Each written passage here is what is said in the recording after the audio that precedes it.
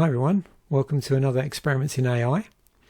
So this has turned into a bit of a saga now, and I'm going to have a run of 9 episodes to complement the first one, so 10 episodes in total, where we focus on experiments in AI in Ollama.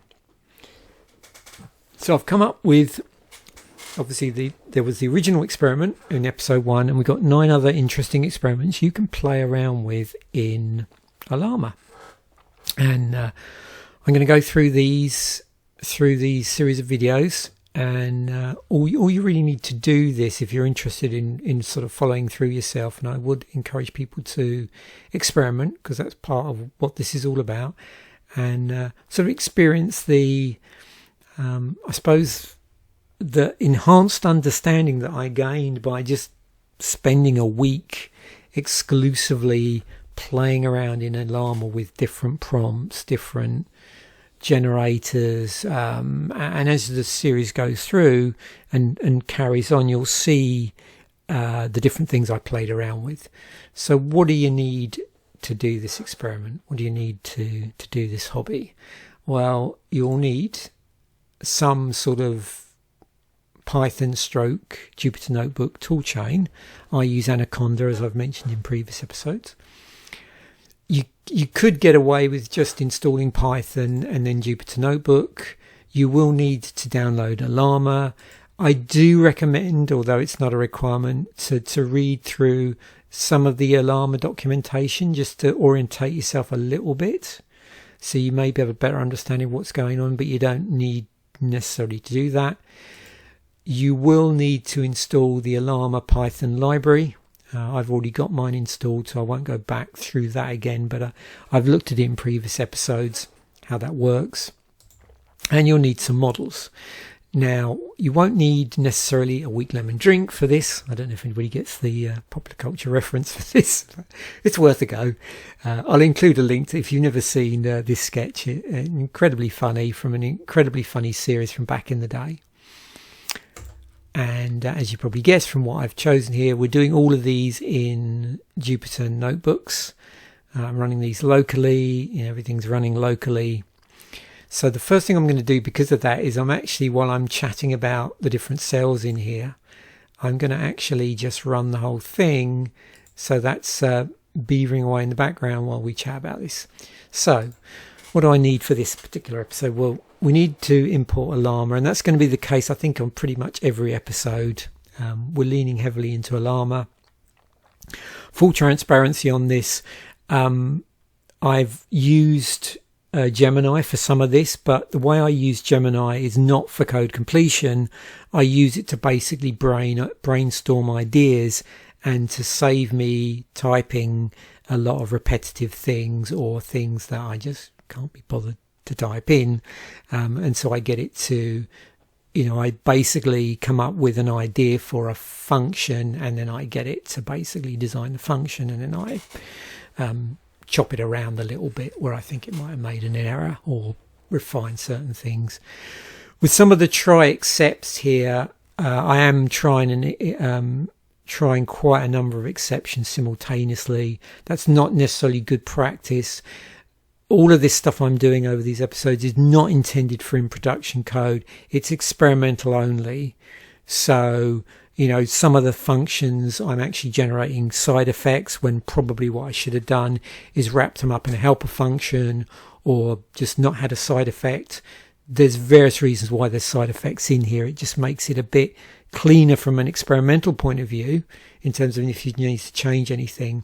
But I wouldn't use them as in production techniques, because remember, these series of episodes is more about the experimentation, so that you can then use that as an informed guide to then help you design sort of in production stuff.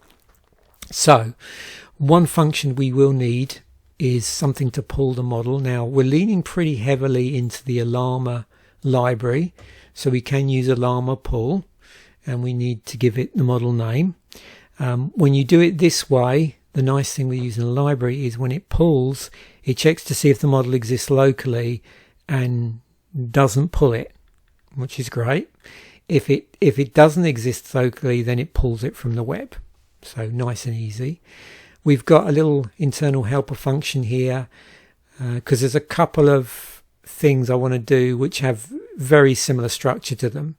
So why not have a internal helper function and then just have two little, whatever you want to call them, wrapper functions which do the specified thing or request the specified thing. So the two things that are very similar are the zero shot and the chain of thought. And for this episode, we're running through some prompt engineering techniques. We're going to do zero shot, we're going to do few shot, and we're going to do chain of thought. So in terms of the structure of what we're sending the Ollama chat function, for zero shot and chain of thought, they're going to be very similar in that they have a role and they have a prompt.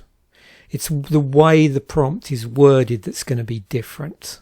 Okay, so you can see here, these are the side effects I've got. So inside the function, I've got some reporting side effects to say, okay, this is what we're doing, this is the result we're getting as we sort of go along. Just again to make the experiment itself a bit more containerized. So as you move through the experiments, you know, they're all done within the function to some degree or the other, except where we're using, you know, like I say, helper functions and wrapper functions. Then we've got the few shot one, which is its own thing. So we've got a couple of these smaller ones for, you know, running the zero shot, running the chain of thought. The few shot one, we need to load up some messages to do this. So in addition to, you know, running through our various examples here,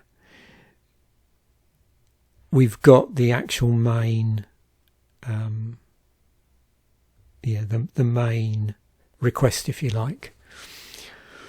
So we have, for the few shot, obviously we need to do a load of shots, and when you see the run, it'll make more sense if you're not familiar with few shot prompting. We've then got the actual experiment itself, or a function to run the experiment. So what it will do is it will just run through and it'll call the various functions that it needs within here,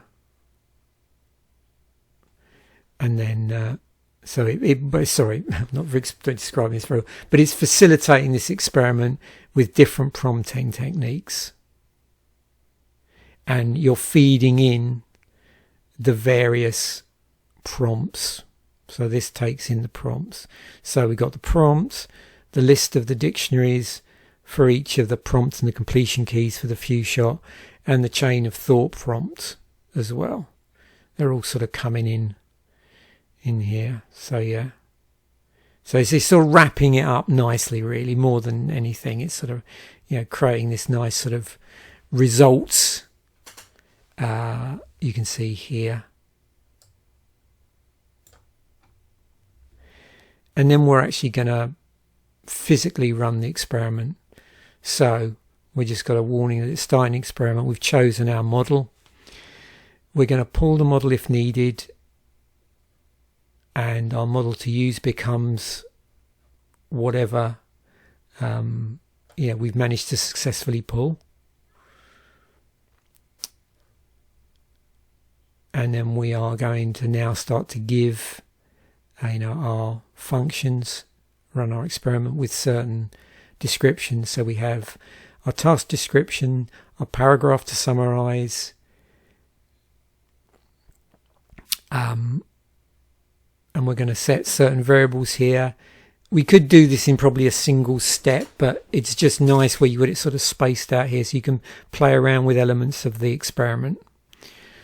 So we've got our few shot examples here. You can see we're sort of building up this sort of set of dictionaries of prompts with key value pairs. We've got our chain of thought prompt, and then we run our Ollama experiment with all the different components.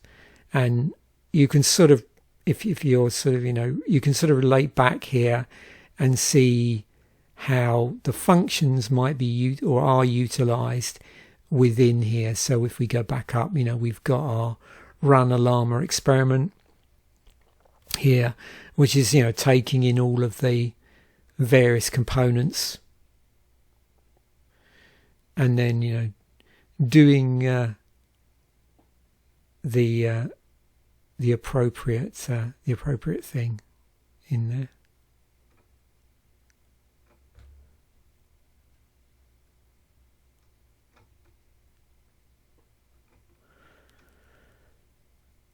Then we get on to the second part. So you can see there's two parts here. We've got summarize a paragraph of text, and then we've got solve a simple logic puzzle.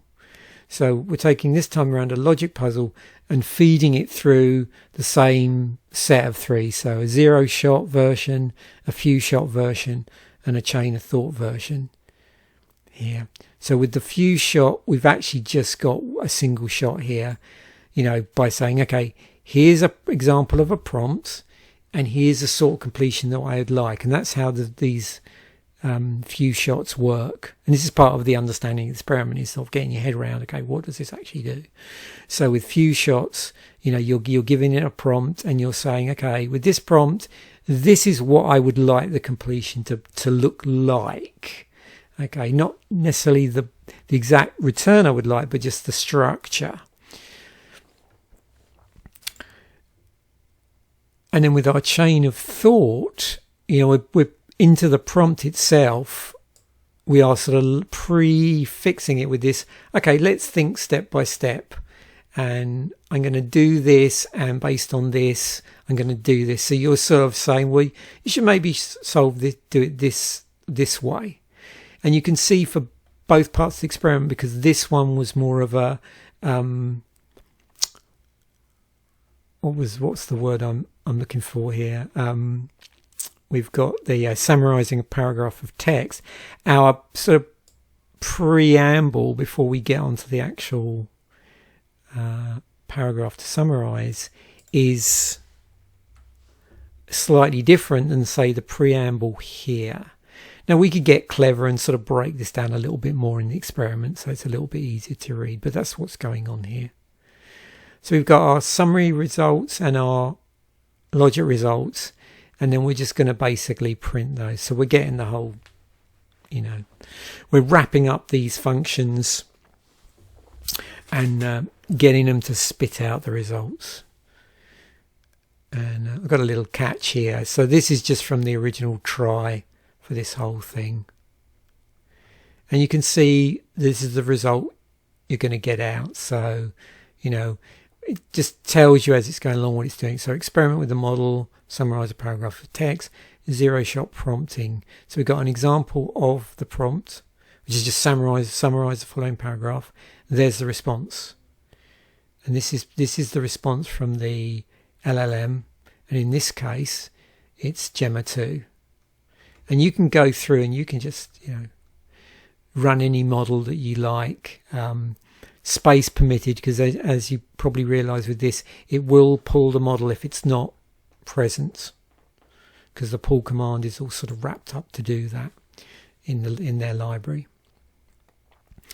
Few shot prompting, so we just regurgitate the examples that we want it to do, and then we go for it. So summarize the following paragraph. We've also fed in those examples as part of the request, although it doesn't necessarily show here because we're just showing the prompt. So we've got the prompt plus the examples, and this is what it's spitting out this time. So it's sort of using this, I suppose, as a sort of template. And you can experiment here with different completions and see how it affects the response or doesn't affect the response. That's the point of experimenting here, is just to see when you play around with the code and change things like the prompt or the examples or the preamble, how does that actually modify this stuff? Then we've got the chain of thought prompting. So with the breakdown and the summary. And then we move on to the logic puzzle, just this is sort of in some ways surplus to requirements, but just reiterating the fact that we've not changed the model here at all. There's no model changing shenanigans going on. So we've got zero-shot prompting for the logic puzzle, we've got few-shot prompting for the logic puzzle, and then we've got chain of thought prompting for this. And then you can compare and see, whether it's got it right, because the other thing is it might be getting it wrong, might be hallucinating. So the idea of this exercise was not for me to come up with a perfect solution that would give a perfect answer. It was to see what answers it gives and then experiment with those answers. And then finally, what I've also done here, and for some of these in certain episodes, I have chosen to save the result as well, rather than just print it on the screen, but not all of the experiments. But often what I will do is just also have it show you what that result from experiment looks like, because if you're familiar with the code, you'll see in actual fact we did push out the results at the end. So you see you've got the logic results and the summary results have sort of come out as an entity which we can further pull apart. That's the point here. So it leaves you open to do further experimentation if you want to. You can see here, if you look, you can see there's the various labelings in here to identify what was done where. So just to show you the results, so you can sort of pull the results apart if you want to. And you could add in other things in there as well that maybe might be missing from stuff that was up here or part of the experiment. So hopefully you found that helpful, something you can experiment with. Thanks for watching. Bye for now, and I will catch you in a future episode.